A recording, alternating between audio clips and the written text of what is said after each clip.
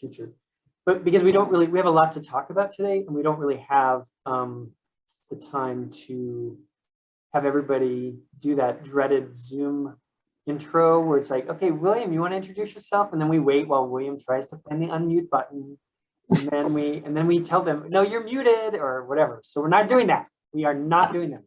And we're going to go ahead and start. And Judy, do you want to go ahead and start with the PowerPoint, and then we can? Yes, I will keep it. I will keep an eye on new people coming in as well. So. Yep, and I'll try to do the same. Okay, share. Y'all can see. Yep. What we're sharing. Okay. So I just want to remind you who we are. And the first thing to remember is the word informal. You know, I think that informal means a lot of things. One of the things it also means is that we assume best intentions on the part of everybody in this group. So that's important to know. And we also, you know, we're just a convening of people who care about civic education. And so that's our goal here, is to share best practices, find the kinds of ways that we can adapt or scale up, and find synergies, the ways that we can connect across school districts, across agencies, across all the kinds of nonprofit sectors, corporate sectors, you name it, because we're all in this together in terms of this important work. So, next slide, please, Judy. I want to thank our sponsor. We have some great financial support from UServe Utah. And UServe Utah, you know, the fact that the Utah Commission on Service and Volunteerism that coordinates a lot of these civics grants, that it's no mistake that their focus on service ties in directly to this concept of civics. Sometimes people don't think about service and civics in the way that we need to think about it, because if you think just about civics as 3 branches of government, or just, you know, like constitutional principles, but don't also actually think about that interplay with the community, you lose a big chunk of what it means to be civically engaged. And so we want to thank UServe Utah for that. All right, next slide, please. Judy's kind of like in the old days, the film strip where I go beep, and then the film strip would advance. So what I'd like you to do is, if you haven't put your name in the chat, put your name, your affiliation, what you do. So if you're, like, for example, Holly Reynolds, social studies teacher, Salt Lake City School District, what grades? And then if this is your first meeting, if you'll note that this is your first meeting, and then Judy and I will try to acknowledge that it's your first meeting and ask you to say hi. But whether it's your first or your 5th, or I don't know if we've had 5, but we are definitely delighted that you're here. We have a growing roster of people here. We have 32 folks in the room right now, and there are a lot of people who are expressing interest in this work. So thank you for that. So if you'll enter into the chat, and the reason why we kind of wait until now is because if you enter the chat later, you can't see the whole chat. And, it's kind of hard to see everybody who's in the list. So welcome. All right. So today we're gonna give you a quick overview of the collaborative priorities that were identified by all of you last year, and we're also going to talk to you about listening tours vision of going out into K-12 schools. And when I say K-12, I really do mean everything from elementary on up to high school in terms of civics and the opportunities for civics. And we want to think about possible professional learning needs that are out there, and the kinds of ways that Blanche's work or Scott's work at UVU or Jeff's work with BYU, or I mean, there's so many opportunities. Hope's work with Voterize. There's just so many cool opportunities for supporting teachers with professional learning. Also understanding that those teachers are facing yet again, the real challenges of trying to make up for lost time and last year and juggle all the kinds of things they do on a regular basis. But we will talk about that. We're going to talk about curriculum resources that are out there that are aligned to our standards. Judy's going to talk a little bit about the spotlights and the sparks that she puts together on the website that is just masterful, that she has developed to support this collaborative. We're going to get some real updates today as we look at civics related legislative initiatives with questions and answers from Representative Lowry Snow, who's spearheaded a civics task force that, and he wrote a resolution last year about the importance of civics. So he'll be with us. Representative Dan Johnson, I see that Representative Johnson is with us, a longtime stalwart supporter of all things civics, is with us to talk about a legislative idea he has. We're going to talk about the possibilities at the federal level in terms of ideas around Civics Secures Democracy Act. We have Scott Paul, who's with us, and gosh, I don't know if you're doctors, so I'm just going to assume you are Dr. Paul and refer to you that way to you. No, okay, second. But you're going to talk about, and actually, if you want, I mean, one of the things that we haven't talked too much about in here is the EAD, but we can certainly look at that, or at least begin to think about whether that needs to be something to talk about in the future as well. I'm going to give you some updates on the draft elementary social studies standards and where they stand. They're going to be up before the board tomorrow for possible release out for public comment. And if so, that's going to be a great opportunity for you all to then dig into them and make sure that they really represent all the civics that we want to have happening. We're going to talk a little bit about the board administrative rule. It's R277-328. I know for some people that's like, what are you talking about? But there's a board rule specific to teaching about equity.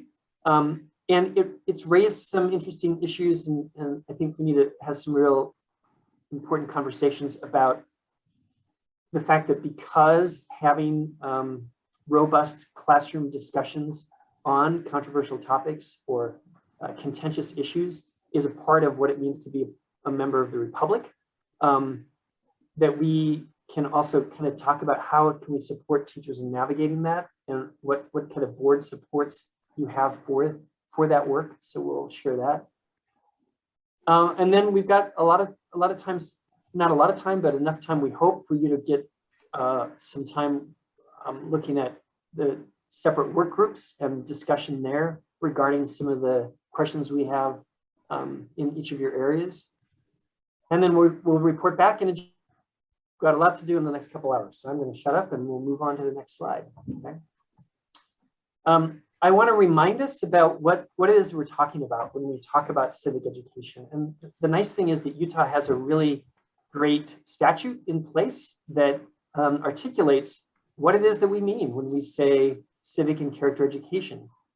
So I think it's important to kind of remind ourselves that civic education means a specific thing. It means cultivating informed, responsible participation in political life by competent citizens. And I don't need to read the rest of it to you, but I just think that it's a really nice, strong working definition that we need to focus on. The other piece of that is that in Utah, we firmly believe and clearly articulate that character education is hand in glove with civics education, of course, and that reaffirming the values and qualities of character which promote an upright and desirable citizenry. You know what? Nobody can argue with that. They can argue about a lot of things. They can argue about all the hows, but they certainly can't argue with the why. And so that's, I think, really important for us to remember. All right, next slide, Judy. Okay, so for this year, thanks to UServe, we were able to get more funding for this work. And, you know, you could summarize the extra layer of what we were doing we're going to be doing listening tours. We're going to be mainly me, but also with Robert and Joanna Sorensen, who's the new elementary social studies specialist.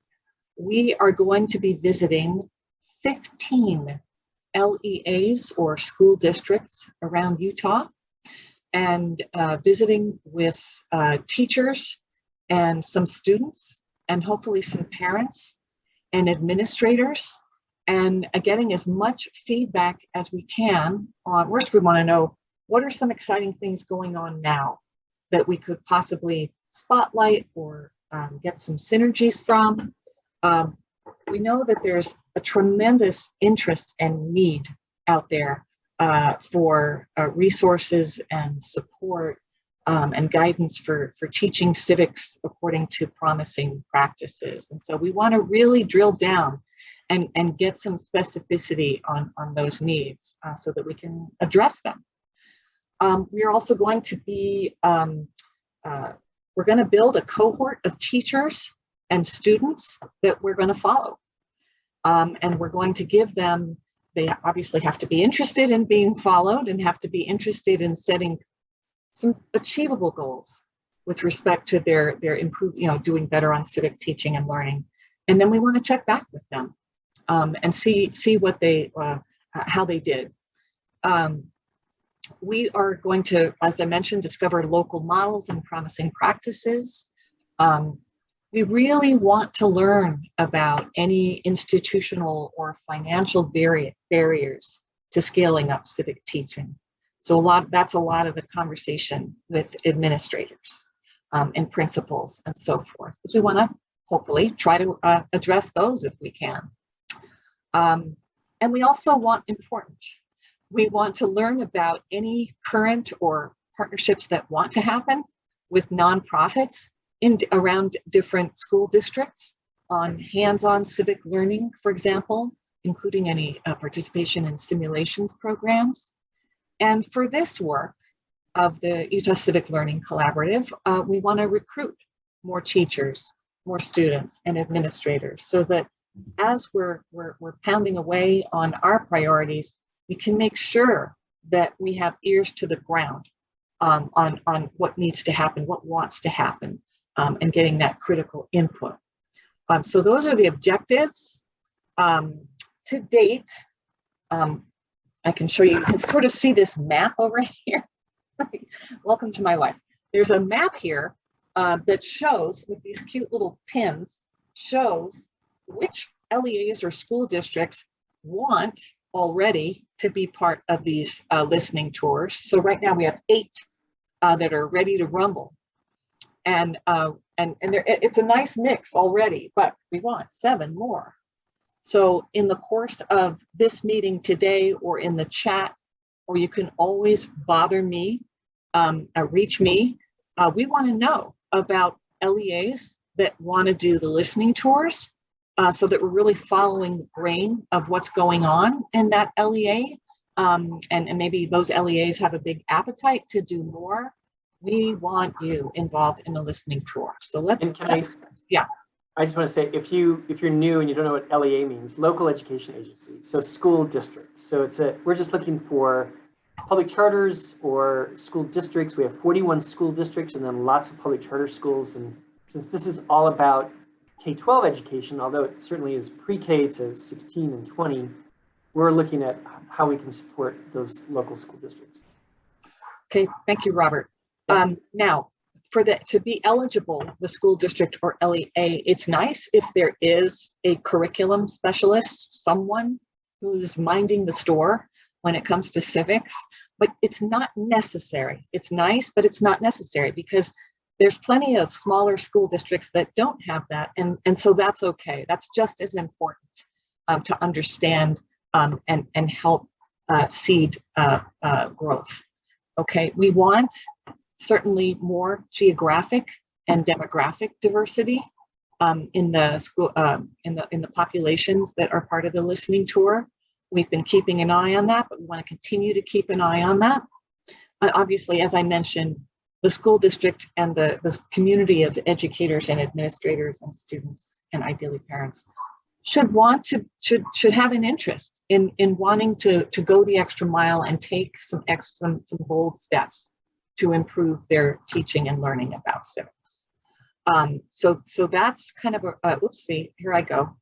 Okay, and the expectations for those who are part of different LEAs or school districts. And by the way, if you're a teacher, I know there's a lot of new teachers with us today. If you're a teacher and you want your school district or LEA to participate, I want to know that.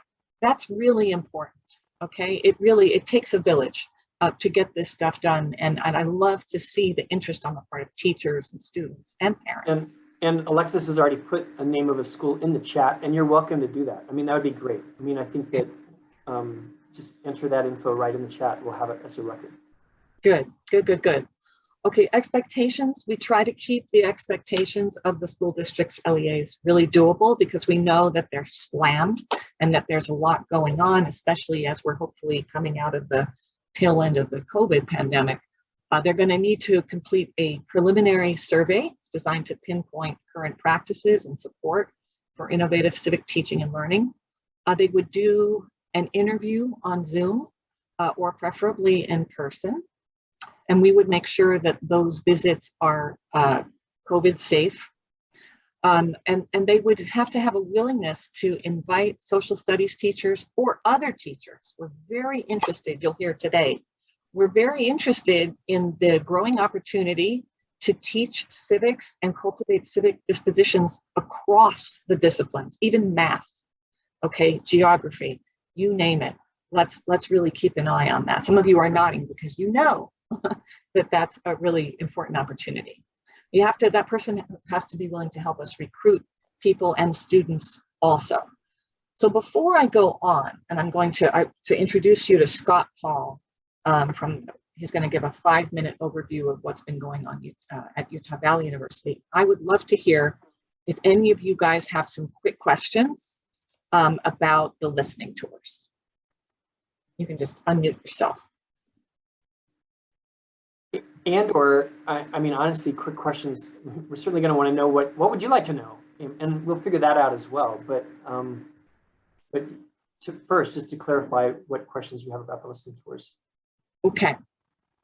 Yeah, feel free to do that in the chat. All right, let's go on because we really have a packed agenda, and we want to cover it all.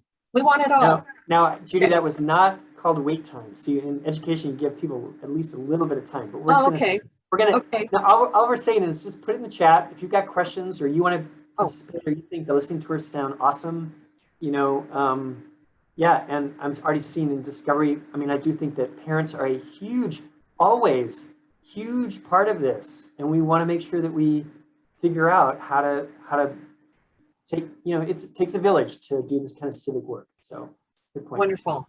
Okay, Alexis, thank you. I see that interest. That's really good. My Discovery destination, helping us engage parents. That's going to be really fantastic. And Scott Paul. Please, everybody, you can continue to share angles that you have for this or people or LEAs or school districts that should be involved in the chat. All right, so without further ado, one of the things that we wrote into our grant, our UServe grant for the listening tours, is that we would really try to build on these really revealing listening tours that Axel Ramirez did for Utah Valley University. And he met with 65 teachers all over the state. And it was really Utah Valley University wanting to get input on their initiative from the legislature that Scott Paul is going to describe next. Scott, if you want to unmute yourself, we are really honored to have you with us. Well, I'm honored to be invited to be with you. And really appreciate you carving out a little time for me. So I'm Scott Paul. I serve as the director of the Center for Constitutional Studies here at UVU. Just very quick background. I'm going to put into the chat a link to a piece of legislation that changed our world here in the Center for Constitutional Studies this last legislative session. We were completely blindsided. I guess blindsided is maybe pejorative, but we were completely surprised in this last legislative session when a piece of legislation was introduced mirroring something that had been done in Arizona at Arizona State University, creating a school for civic and economic thought and leadership. Here in Utah, Representative Jefferson Burton introduced almost basically cut and paste the Arizona language to create a program here at UVU in our Center for Constitutional Studies. Throughout the session, it was modified, and we ended up with this piece of legislation you can see linked here called the Civic Thought and Leadership Initiative. I encourage you to scan through the bill language. It's very short. If you start on line 42, you're done by the time you hit line 52. So one of the big things that this bill does is it facilitates nonpartisan political discussion and provides civic education and research. Very, very broadly worded. I think of greatest interest to this group is one of the subpoints is the initiative shall provide resources to students outside academic institutions, government agencies, and other persons regarding civic affairs. So painted with very broad strokes there, funding for this program. And it ended up with a $1 million note, one-time funding. But Representative Burton is working hard to secure ongoing funding, which is of interest to us. But we realize one-time funding, you really got to get cracking. So we put most of our focus, we have 3 buckets, kind of a community events focused bucket, a campus curriculum bucket, and then a K-12 bucket. And we realized we could make the most impact in K-12. So Axel and I have been really focused on this area. For example, we very event driven, but for example, this Friday, I hope many of you received an invitation to join us for a civics educators conference. We'll be spending 6 hours on UVU campus this Friday,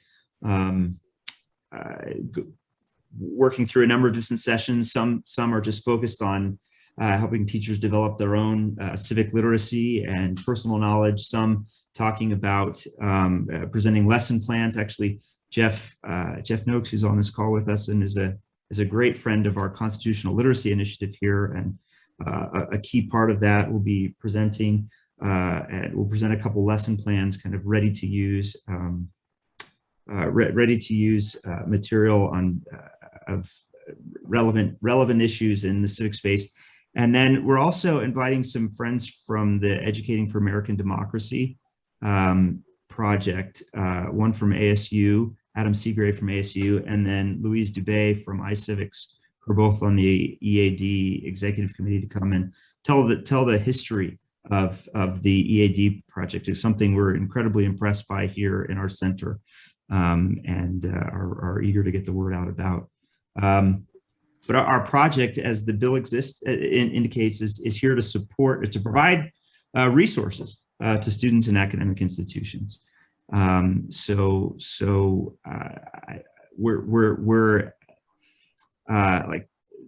Axel's listening tour was a part of this project, and we're processing that feedback. And at every event we do, we gather feedback and try to refine the resources that we have to offer here through the center. Thank you. Scott, if you don't mind, Axel allowed me to sort of distill some of the highlights from his listening tour. Oh, perfect.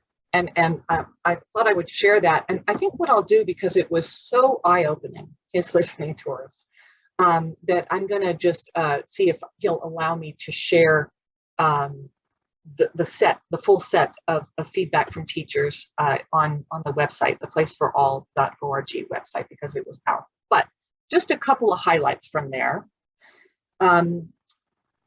Needless to say, many teachers want more resources on how to conduct civil discussions, and they want to see modeling of that. So that's good. Several observed a lack of open-mindedness from parents and community members.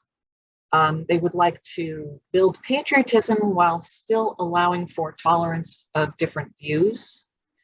A lot of teachers want training on ways to communicate better with parents, to reduce fears about what's being taught in the classroom. There's a huge and immediate need for more resources to teach economics. We've heard that before, haven't we? And connecting economics and financial literacy to civic learning. College classes have a lot of teachers said that college classes have a bias, usually liberal. So college-trained teachers are not getting the type of nonpartisan training that they are expected to emulate. Very interesting. It would be beneficial for colleges, others said, to create a speakers bureau of professors to do some of the professional development and so forth. Could also include practicing and retired government officials who could share their real world civic expertise. Pre-service teacher programs need to emphasize best practices for teaching K-12 civics.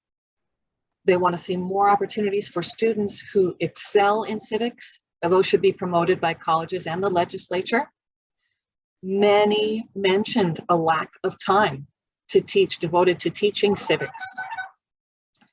One said, why wait until 12th grade for students to take the government and citizenship course? There was a lot of thoughtful input on sequencing of civic learning that I think we're going to be feeding on as a collaborative.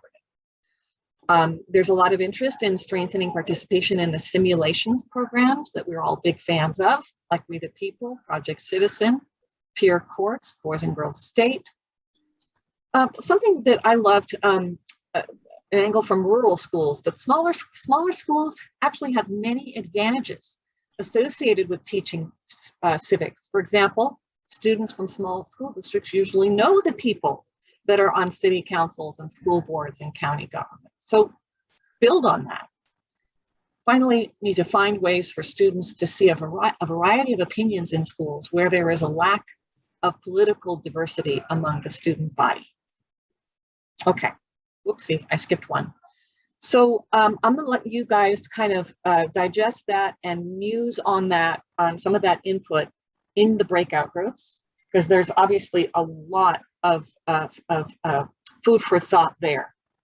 And can I chime in really fast, Judy, to say, you know, Scott and the work at UVU, one of the tangible real life things that's occurring is a professional learning opportunity on Friday, a full day that Scott has pulled together for teachers at UVU to look at some of these issues. So I'm excited about the opportunities, and I'm in the chat, I'm seeing some real synergistic opportunities moving forward to kind of think about how to you take that vision at UVU, Scott, and kind of branch it out. So that's great. Well, and if I could just very briefly in closing, just say we're still in listening tour mode ourselves, and we realize here in our center we have some subject matter expertise with our faculty here on history, on political science, political philosophy and theory, but we realize we are not so arrogant to think we can just solve K-12's problems with our ethereal, professorial expertise. We're here as a resource, and we've just we rely so much on some of our partners in our teacher partners. So we've got a steering group that we've reached out to several teachers, and we just provide resources and listen to them and let them guide us. So for those of anyone who would like to be involved in what we're doing or have a voice in our initiative, we're all ears, and we really are looking to our educators to show us the way and to point us in the best direction to make the greatest impact with this initiative. So wonderful. Thank you so much, Scott, for joining us. And now, Robert, do you want to introduce Representative Snow, who is with us? Yes. If any of you had a chance last year to read the legislative resolution that HCR 15 that Representative Snow wrote, you could just see the passion that Representative Snow has for this work and for, I believe, this moment in history when we really need to lean into this work. And so without further ado, I'm going to let Representative Snow give you a quick update on anything he wants to talk about regarding HCR 15 and the task force and the great work that he's been doing, along with many of the people in this room who are helping on that work. So Representative Snow, I'd love to hear from you. Thank you, Robert. Can you hear me okay? Yes, I can. Let me start by telling the group how much we appreciate Robert and Judy's support. That was one of the best things I did early on when we put together or began putting together the working group is reach out to get Robert and Judy's input, including some of the good folks who have made up the working group. And they've been supportive all along with weekly meetings and helping us make adjustments. So just know that they're terrific. I know most of this group knows that, but they've been very supportive of our effort with the working group. So I think we've had, I don't know, 5 or 6, 7 sessions that have been really good. I don't want to take a lot of time, but I want to tell you where I'm thinking is going to come out of this. And I don't know whether Scott is still with us or not, but I was impressed by his presentation. But I'm hoping, Scott, that with the one-time appropriations and as you move forward, that I know you will because you said so, but that you will help develop some real practical tools and resources for our teachers. I think one of the things that's going to come out of our working group is some serious requests for appropriating money for teacher training and support.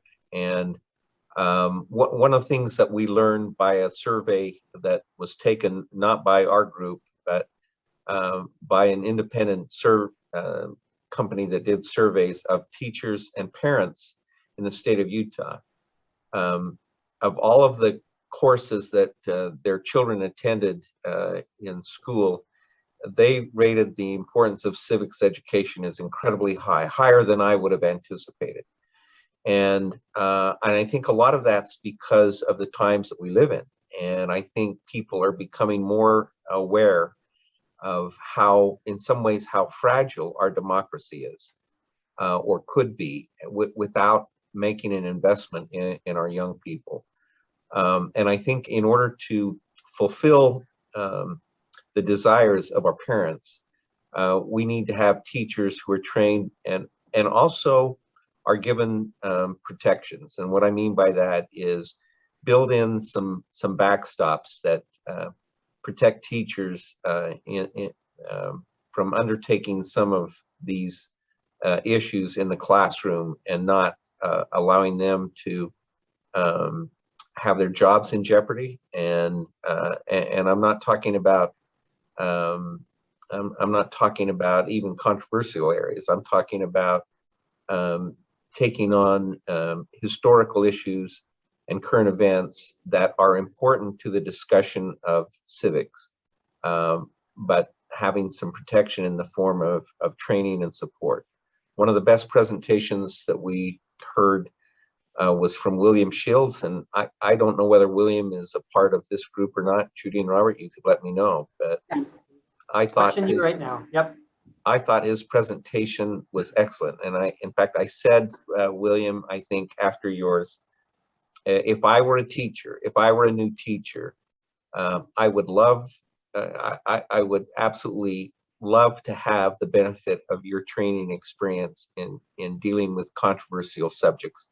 In fact, that was the title of that particular meeting that we held, is how do we do that?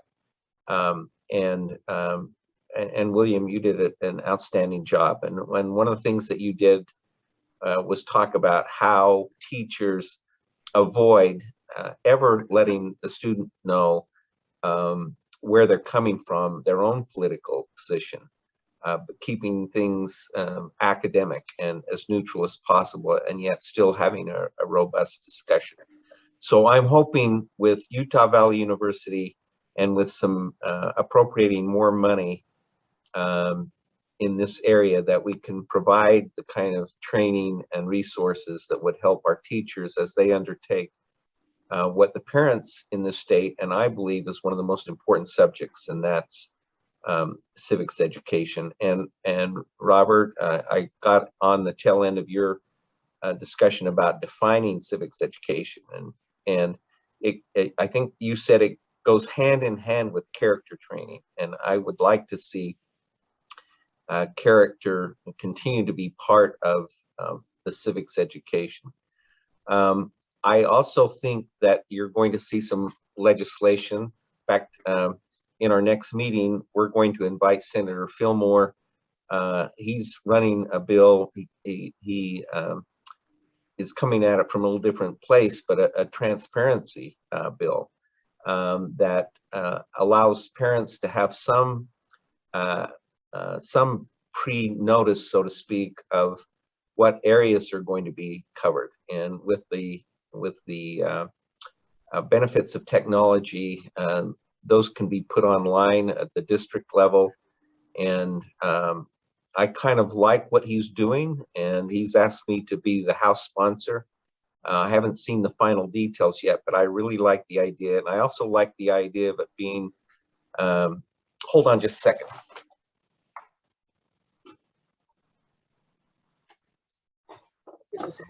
The light in my office goes off. I'm going to make this quick. I think It's your timer, right? yeah. If I'm not moving around, they think maybe it's just time to turn off the lights. So anyway, I like the idea of this concept being a bridge from the school to the home. And I think parents have a duty to help with this discussion. And I think they're going to become more involved if they potentially have access as to perhaps what's being studied. I would love the opportunity to have sat down at the dinner table or have a discussion while I'm traveling with my kids and say, I see you're talking about the Revolutionary War, or I see that you're talking about the three branches of government, and be able to continue that conversation at home. So I think you may see some legislation dealing with that. And the other thing I'm hoping to see, and I don't know in what form this would take, but I think we need to do more with media literacy. I think arming our teachers, giving them resources and tools to do a deeper dive into how we deal with media literacy at all levels, not just social platforms, but also with the traditional cable TV and news and that sort of thing. We had a great presentation by members of our committee, Holly Richardson and Jennifer Napier Pierce, and I learned a great deal. But one of the things, for example, we didn't talk about when I went to school, and I don't know whether it's talked about now, but Jennifer Napier Pierce had a slide where she talked about the process in journalism, in professional journalism. A story has to go through before it's published. And I think those kinds of resources to help our students understand the difference between what a reliable source is and what is not is so essential to our civics training. And I don't know what form that will take. And Robert may say, you know what, Representative, we already have that. And if we do, so be it. But I think with this day and age of technology and the amount of bad information that's being given out there, the amount of false information that is intentionally being disseminated, I believe that it is a real danger to our democracy, because our democracy, our self-government, is built on the concept and the precept that our citizens will have some level of education and be able to make decisions based on their digestion of good information. And we've always had bad information, I suppose, but it is so prolific now, and so challenging to sift through it. So I've said more and taken more time than I should, but those are some areas that I see potentially legislation coming from, and there may be other areas as well. So hope that helps address what you were hoping for, Judy and Robert. Yep, thank you so much. And I think the cool thing is that this collaborative can really also serve as, expert witnesses and great ability to track that legislation and support and craft and hone a bill so that it really does achieve what the intended outcome is. So Judy, do you want to introduce our next fantastic speaker? Yes, and a big shout out also for Representative Snow and his assistant in this work, who's wonderful to work with, Krista Hinton. My honor, it's my honor to introduce Representative Dan Johnson, who's been a champion of strengthening different ways to strengthen civic teaching and learning, and especially experiential civics. So without further ado, I know Representative Johnson, if you can describe whatever you like of a bill that you're working on. That's great. Judy, I'd like to express appreciation to every teacher who is on this call today, any parents, and just community people. I think Mrs. Linton is on this forum today. But I'm so thankful that there's a coalition formed of people from varying backgrounds and with varying ideas that can help us formulate exactly what it is that we should do. Some of it can just be done by personal initiatives by people who are already doing great work in their local school districts. And then there can be other policy that could be passed by the legislature that provides opportunity and pay and resources for teachers and administrators to ensure that we're getting done what needs to get done. So I thought I would just read a few things that are in legislation that's currently being crafted that I am sponsoring, and I certainly would want Representative Waite, who I know has a lot of passion for this particular area, and she's on this call today, and Representative Snow, who has just done an outstanding job of being the leader of our work group studying the importance of civics and civics engagement. So I'll just share a few ideas that are related to my bill and what we're going to try to accomplish with it. And many of the things that Representative Snow was talking about, I think can be incorporated into my bill. As a part of a pilot study, what should be included while we're training teachers? What should we focus on? What do we want to get done? How do students feel about it? How do parents feel about it?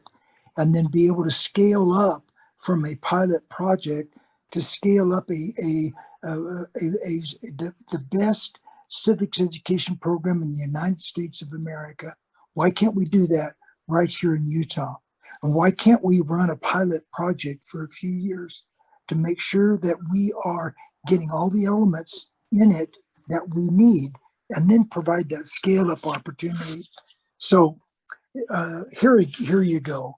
The civic mission of schools is to better prepare students for knowledgeable, engaged citizenship. And I think that Utah fulfills much of this mission by providing quality education to its students. But we can take the next step by ensuring that our students can access standards aligned and civic engaged projects that deepen understanding of how to participate in our democratic republic. That's really what my bill is about. And there's a significant growing research base that shows that K-12 civic engagement is most effective when it is content focused, age appropriate, and experiential. And I think that's really important. And I'd like to say too that I work very closely with Representative Burton in figuring out some of the things that he was trying to get done when he proposed his bill. And I'm so glad to hear what is happening at UVU and that they are incorporating a K-12 approach to that. That would fit so nicely into the bill that I'm proposing and what would come out of it. So in summary, the bill that I'm talking about creates a 3-year civic engagement pilot program to evaluate the benefits of and methods for implementing a civic engaged project for students K-12. It encourages local innovation among districts, provides support for teacher training and professional development to facilitate content-focused experiential civic learning. And local education agencies, in other words, the local school districts, are eligible for the pilot project. And so in effect, what my bill would do would be to implement a 3-year civic engagement pilot program. We would select participants from LEAs that represent diverse geographic areas with varying student population sizes and varying demographics. It would provide support for teacher training and professional development, and it would require that the USBE report to the pilot program its results to the interim education committee. And it would uphold the values of Utah's commitment to character and civic education. So that's really what it's about. And so I just think it's really important for our students to understand the complexity of policy, public policy issues, that they can respectively discuss alternate points of view, and that they can demonstrate the comprehension of the connections between our federal, state, and local policies, and inclusive of any issues that affect students and their lives. So I think it's going to be how do we do all that? How do we measure it? And how do we scale this up for the future? So what we're looking for here is an appropriation of about $750,000, 250,000 or so a year over a 3-year project. So that basically what it's about. And I'm really excited about getting this done in our next legislative session. And I hope to get a lot of help from Representative Snow as we've collected things from the work group, then also Judy from you with your team and those who have been on those listening tours. It just seems to me like a lot of information is being collected that will really could drive information coming out of my bill, and then also for Representative Jefferson Burton's work as he worked at the higher education level with, that work. So it's exciting, a lot moving forward. So with that, Robert, Judy, I'll conclude, and with my thanks to you for running this coalition today. Oh, thank you. And I tell you, every time I talk to somebody who's worked with you over the years, I have some colleagues here at work who have worked with you. The Dan Johnson fan club is pretty darn big. We're going to have to get some buttons. That's cool. Thanks. But I just appreciate your, I don't know, for those of you who are on this call who don't know Representative Johnson's background, he's had literally decades of commitment to public education. And so we're honored to have you with us. All right, Judy, we're talking about the feds now. Is that right? Yes. So some of you know probably that there is a bill introduced in Congress called Civics Secures Democracy Act. It's a bipartisan piece of legislation that is looking for even more bipartisan co-sponsors. And it's arguably, I think it is the most ambitious investment in civics, in the teaching of civics and history, kind of twinned together, that we've ever had in our country. It includes, and it's really all about local control. So the at the heart of this legislation is grants to states to do what they want to do with civics education. However they want to define that, they have to has to be devoted to strengthening civic and history teaching. Jeff Noakes will be glad to know. Yeah. So Judy, I just want to, and I'm going to again reiterate this. The Civic Learning Collaborative is an informal group. We're not taking a position on any specific legislation, at least at the federal level specifically. But we definitely also feel like that we have an obligation to make sure you're aware of legislation that's out there, and that you can then, take a position or not, or it's called being civically engaged. What a great vision. So that's the whole idea. The Civic Secures Democracy Act, can I just say, it's kind of like the, for those who had teaching American history grants over the years, many of you who are educators remember the impact that had on a lot of teacher practice. So that's the vision with the Civic Secures Democracy Act. Okay, all right, thanks, Judy. I think let's go on because we're a little bit behind on time, if you don't mind. If those of you who would like information about it, I can post a link to that in the chat. Let me do that right now, actually. Boom.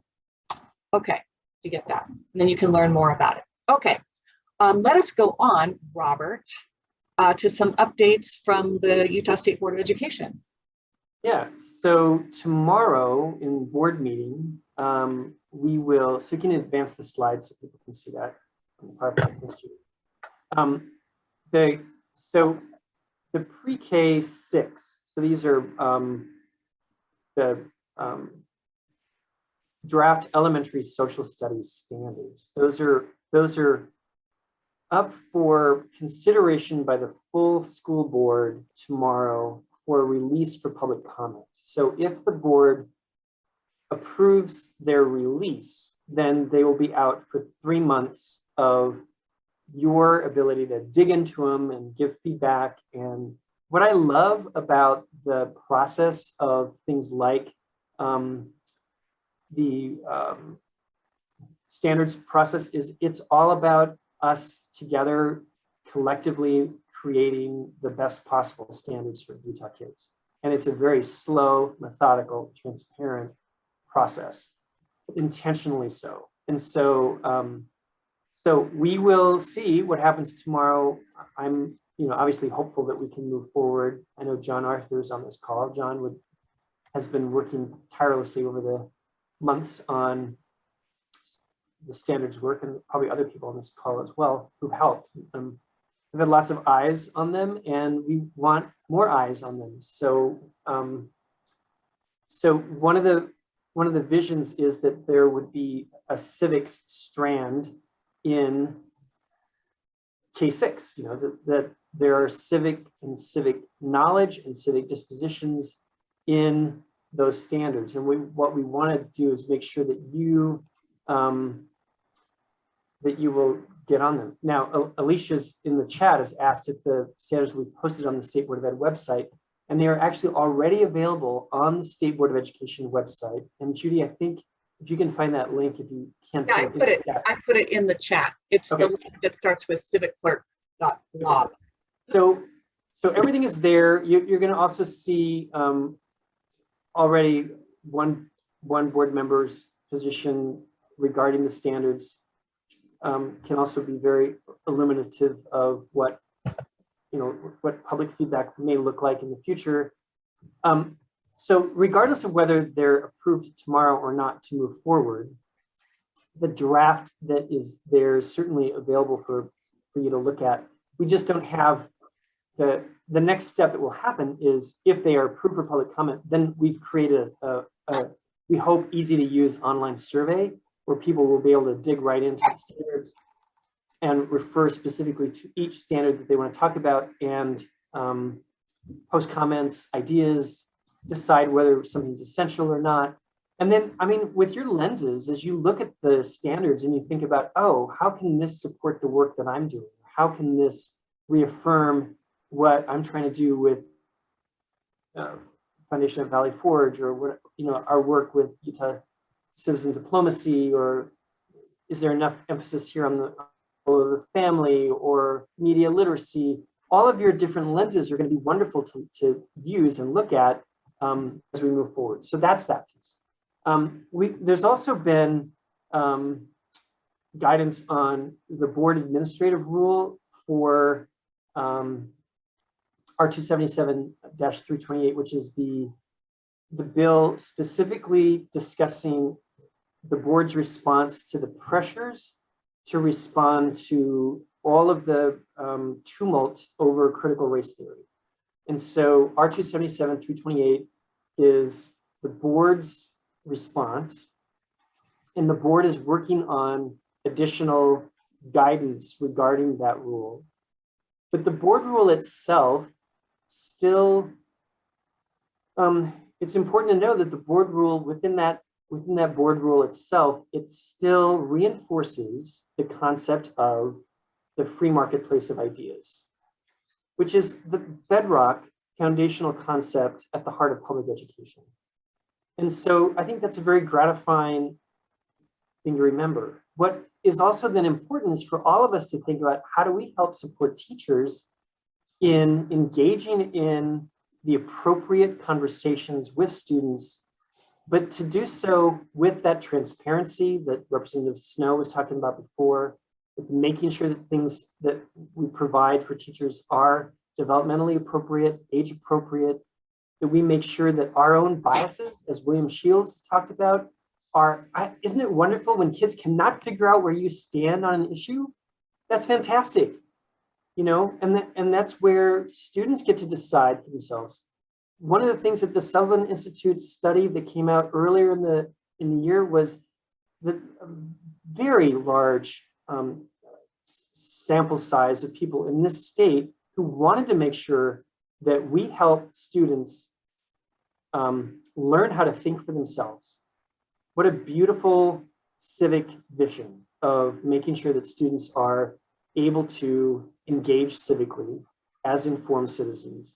That's the whole definition. So there's guidance there on that. So I would love to hear any questions you have on these two issues. We've been talking at you a lot. So any questions you have about either of those, either the elementary standards or the board rule. Just unmute yourself.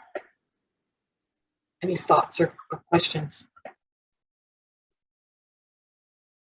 Or in the chat if you're more comfortable.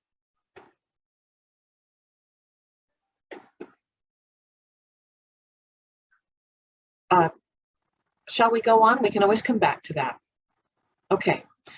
Well, now for the most exciting and critical part of this, it is where we want to really hear from you. And for this meeting, you can please self-select, choose your own breakout group. And there will be some questions for you all to weigh in on there, but it's this feedback that's absolutely critical. So you can just choose whichever breakout group you like. So Judy, do you want to talk a little bit about why we have these 4 breakout groups? Yes. Just for new people. Yes, thank you. So these are really buckets. Each one of these: classroom instruction on the foundations of our democracy and learning civic skills. That's a big bucket right there. It also includes civil discussions of issues. So that's the first group. And it's a big one, and it's co-facilitated by Professor Jeff Noakes from BYU and Axel Ramirez from Utah Valley University. And then we have the Character SEL Inclusive School Culture Group, and that is co-facilitated by Amanda Phillips from Alpine School District, and Tasia, who is new to us from Playworks. Chris went on to another position. And then we have the Media Literacy and Digital Citizenship Group, co-facilitated by Michelle Linford from Epic Deliberate Digital, who's amazing, goldmine on those issues, and William Shields, who you've heard about earlier today, one of the most effective and powerful middle school teachers in the state, and has had many students winning all kinds of awards with We the People. And then we have the Experiential Civics Academic Service Learning Simulation Bucket that is co-facilitated by Robert Austin and Alexis Bucknam from United Way of Salt Lake. So please have at it, and just you get to go ahead and join the breakout groups. Do you see how you can do that? Just clicking right down there. I'm also the 2021 Utah Teacher of the Year, and I teach. Thank you. Appreciate that.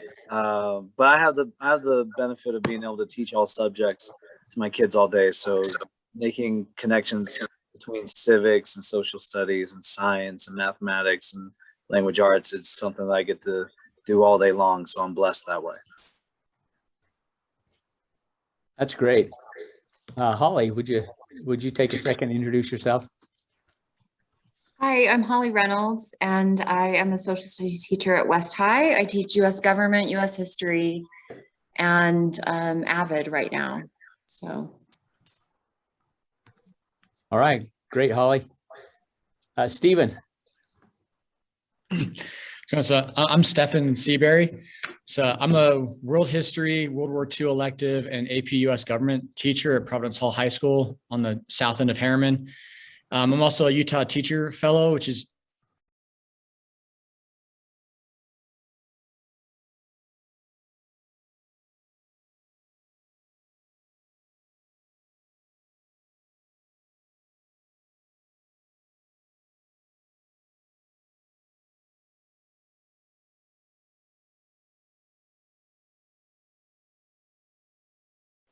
Anyway.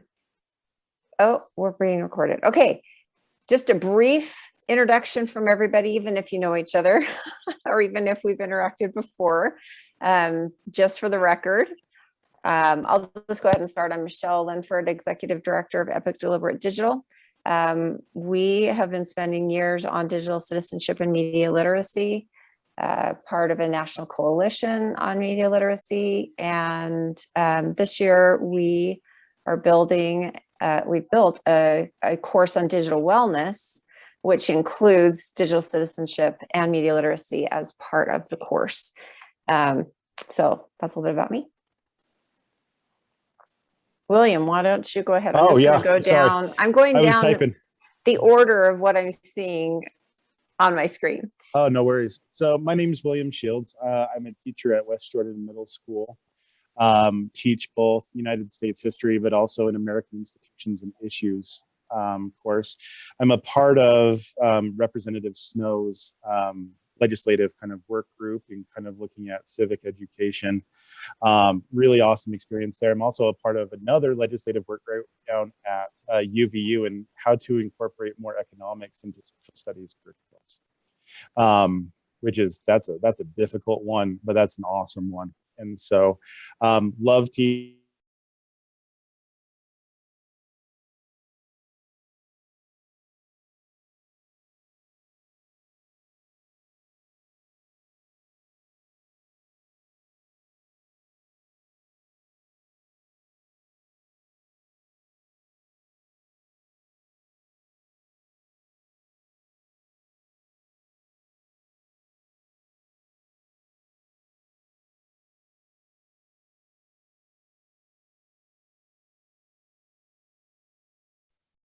I can't hear you, Judy. Okay, so people are in their breakout rooms right now, breakout groups. Okay. If you want to join any of them, please, you can just join yourself, or I can assign you if you like. Take a look at what's there and find one. Okay, and we're running a little bit behind, so we might get to introduce. Story of my life. Yeah, tell me about it. There's just so much in this meeting. Yeah, that's okay. Okay, join whichever one you like. Great, thanks. Okay.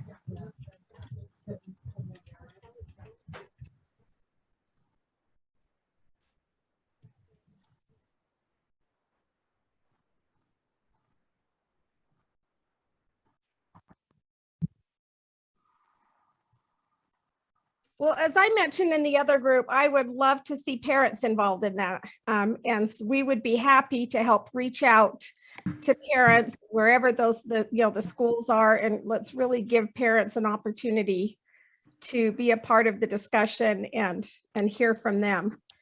So I would love to help with that.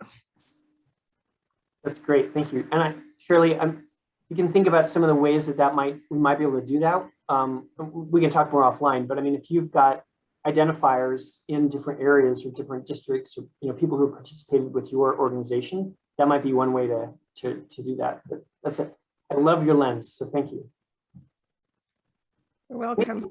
Any other, for example, Vincent, the Utah Council, or the Utah Council for Citizen Diplomacy, if you've got real strong partner schools or districts that you think, oh yeah, we definitely want to make sure that we hear from, Granite District or whatever, we can make sure that they're on that list. So yeah, and I have some teachers that I'll put you in contact with, but I have some students that just blow my socks off that I would love to get in this listening tour. That's great. And I can't wait to hear more about the simulation that you guys are going to be doing. I mean, we don't have to talk about it right now, but it's exciting. If people didn't see it in the chat, really cool international vision that Utah Council for Citizen Diplomacy brings. Okay, thanks. that's good. Yeah. Other Alexis, ideas? I sent you the Google Doc, Alexis. Yeah, we've got it, Judy. Thanks. And Robert, yeah, something that I would like to see, and it's in my constant representation of the high school teachers with whom I speak. I really hope that particularly high school, particularly the advanced course teachers and civics teachers are included really strongly in this discussion. And it's not because they're the experts, it's because they already have a ton on their plates. And you've heard me say this kind of thing before, but I think they are in a really great position to offer a perspective of what they see would be helpful and really constructive in looking at K-12 civics ed for students to have and teachers to have a framework for in preparing students for when they get to high school, advanced courses, and civics courses, because I know they have so much to do. And one of the things that they've reflected is that some of them with whom I speak are terrified at the notion of having to catch kids up and do everything in 12th grade, when the last semester of 12th grade, kids are absolutely not focused on anything except getting out of there. So that teacher perspective, I think, is really critical. And we know more and more now about mental health of teachers. So that's a really strong point that I always bring up. So well, I love thank that you. Too, Representative Wade. Robert, Robert, would it be okay if I made a comment there? Yeah, you bet. Yeah, Elizabeth, I know you're absolutely right. And that's one of the things I'm really hoping that we could have districts with some of those people like you're just talking about become a part of our pilot, because we need to talk about how do you implement, how does this actually work, and what is required of a teacher, what is on their plate, how do we maneuver and manage all that. So I think your comment is just spot on. And I'm hoping that that's some of the kinds of things that we can learn from the pilot. And then as we scale up, then we figure out ways to address that more fully moving forward across the state. Well, and I love the fact that we have a preschool specialist here as well, because the idea, I mean, you know, the fact that Jared is here, because the reality is this is something, there are foundational concepts that can be built early on, baked in early on. And in kindergarten, kids can do amazing things. In first grade, kids can do amazing things. And so there could be some really neat opportunities for us to kind of enlarge.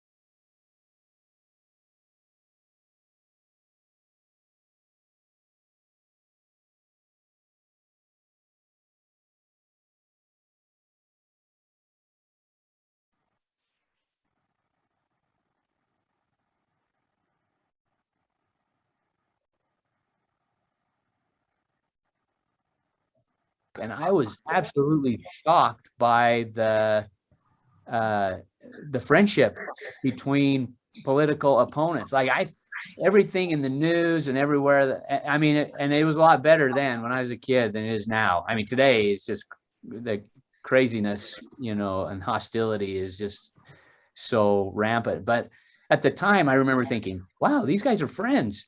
and they disagree politically. And that was an eye opener for me. And I think more of those kinds of opportunities to see two ends of the political spectrum, you know, sitting together and having a reasonable chat about a topic, if that's still possible. I think it is, to tell you the truth. We know they're friends up there. Other thoughts about kind of listening tours? Yeah, if you don't mind, I'd like to throw out, you know, a combination of what you were just saying, you know, folks who differ but are still collegial is always a beautiful thing for kids to see. But I have found that the most engaging thing for my students is not an informational presentation, but a modeling of debate and a civic exchange. So, you know, if you want kids to be entertained, engaged, moved to be civically engaged, having two people debate a piece of legislation that's coming up at the legislature, or even, you know, this last year, my kids who are 11 and 12-year-olds got super fired up about the debate around the legislation that was there to allow 16 and 17-year-olds to vote in their local school board elections. And when I played them the video from the House floor debate around it, and they listened to these representatives talk about young people and talk about Napoleon Dynamite like it was a documentary film, and this is what's going to happen if we let 16-year-olds vote. It's going to be vote for Pedro. My kids were up in arms, and they would have given anything to talk to a representative about that, you know, not just, yeah, here's how I became a representative. It's like, how did you vote that way, and how did you come to that opinion? And having to go, you know, toe to toe and allow for input from the kids, that would be incredibly powerful, and I think would move a lot of kids to pursue the kinds of possible careers in the future that we're hoping they go for, and also would just be a memorable experience. Yeah, that's a great idea. It's one of those things you probably need to vet ahead of time. But so I don't know if these are live tours or if they're recorded tours, more like a podcast or something like that, that would then become available for different teachers to access to and let their students view. You want me to weigh in really quick? Yeah, please, Judy. There hopefully as many as possible would be live in person. But for some of them, and then depending on the sort of COVID safety questions, we may do some of the gatherings on Zoom. It's kind of mix and match. Yeah. So then it seems like it would be important to vet, especially if you were going to put them, people who differed in their perspectives, because you don't want them to model something ugly like some of the modeling that we watched in the last presidential debates. You know, they've seen enough of that. They need to see some productive debate, like John's talking about. What I'm understanding about the listening tour is that you're seeking the opinion of the students. It's not that the outcome of having speakers, the idea of having speakers come was as a result of listening to teachers of what they thought students needed. That's right. But we want to know, like, what do teachers need to be able to facilitate these debates, for example? What sort of supports do they need from us? Also, who, you know, like there are teachers out there like William Shields who are doing a wonderful job already facilitating discussion of delicate topics. So we want to know about those people so we can feature them. So there's a lot of sharing going on. Yeah, just to kind of return to that idea from before, if I was trying to get my kids fired up and excited about, you know, civics to the point where they could say what it is that they need as students or would appreciate, I would absolutely bring in a couple of people, one of whom would be, you know, yeah, here's why civics are important and stuff. And I would totally have somebody else pretend to be of the opinion that kids are not informed or intelligent or mature enough to engage in civics, and I would have that person as my I can't remember what you call it in wrestling. Is it heel? The person who gets the crowd fired up and invested in like seeing them lose. Because if you just ask kids, what do you need for civics education? I don't know. What is that? And then you explain it to them, they're like, I don't even. That information. And so I want them to be able to have that full picture of what's happening in the building. So then what we're teaching in a social studies classroom with civic education then is supporting and being collaborative across those content areas. I love that. I agree with that completely. I would even argue that media literacy and digital citizenship skills could be talked about in terms of their social lives. So, you know, you get a text from a friend and you get all riled up, but you can use media literacy skills to detach from the emotion. But thank you for hanging on. And by the way, if there's anything you were burning to say in your work group and you didn't get to, just throw it in the chat. Okay. So yeah, with that, we didn't get to the question about who's doing amazing things in media literacy. One of the things we discussed is what resources are teachers using? Let's add to that list that you have on your website about resources that are out there or that people are using, because I think one of the challenges, I'm on a national media literacy coalition. One of the challenges is that the knowledge of media literacy often stays in the academic space. So how do we get that to the grassroots? And what are the grassroots already using that the academics don't understand are already being used, so that we can connect the two worlds better? Wonderful. Thank you, Michelle. We have a very special surprise for you.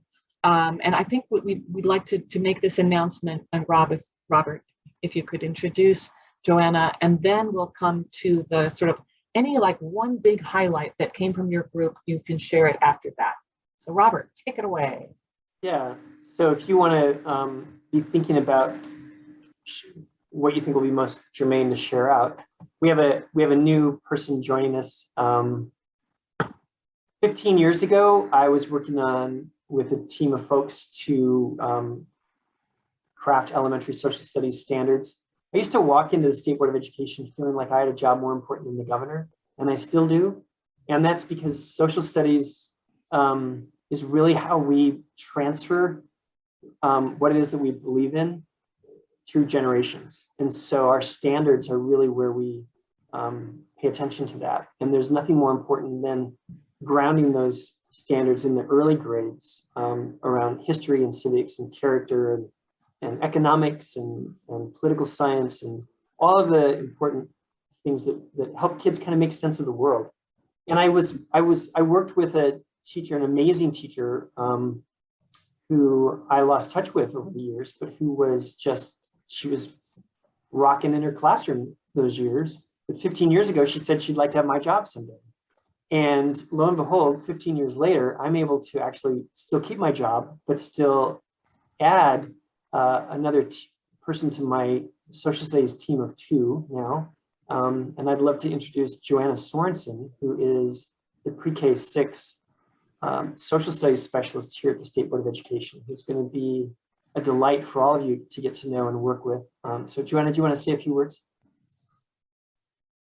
Well, if I'm not crying, goodness, that was quite the introduction. I am just so excited to be here and be a part of this work. And I feel the same way as Robert. This is just such important work. And I just feel it is just an honor to be involved in it and to help young people figure out who they are and who they want to be and how to get there. I feel like social studies plays such a huge part in that. And I have to give credit where it's due. I hadn't looked at social studies really so much that way until I started working with Robert as a member of the writing committee 15 years ago. And he just showed me the possibilities and the potential of social studies in kids' lives. And at that same time, Dan Johnson was my principal at Mount Logan Middle School, and I had Shirley's child in one of my classes.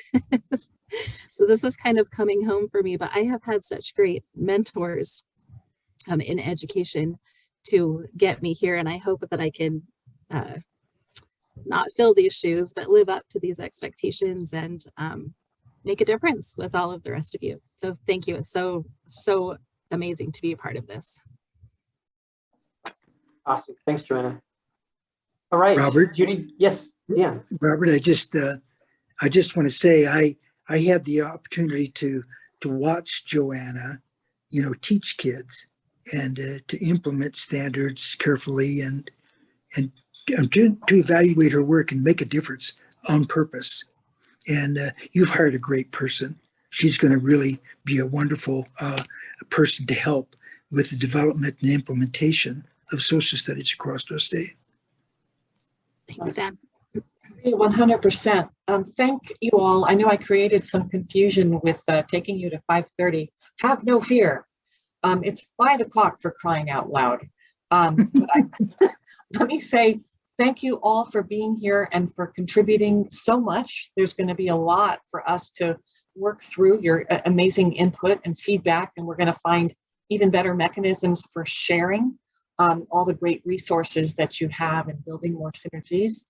Your next meeting for this collaborative is in December. You will hear from us, many of you will hear from us about the listening tours. It's going to be on a pretty ambitious schedule, so you'll hear from us. And always, please get in touch with me or with Robert.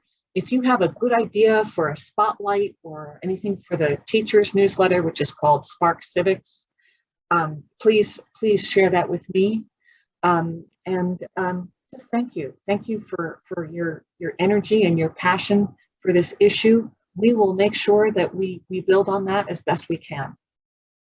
Yeah, and I also want to make sure that you think about who's also not at the table. We live in the most incredibly pluralistic, diverse, historically diverse nation in history.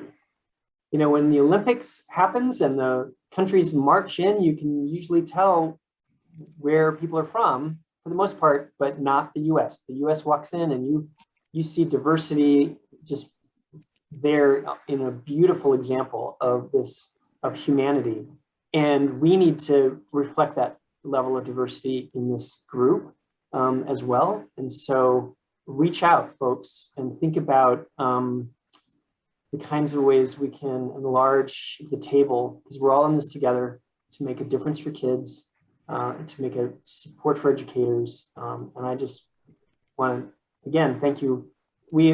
All of our facilitators took notes from the small group that we will refer back to. We got great ideas about moving forward with the listening tours just in my working group. So again, thank you all very much for your commitment to kids. Have a fantastic rest of your evening, and we'll talk to you soon.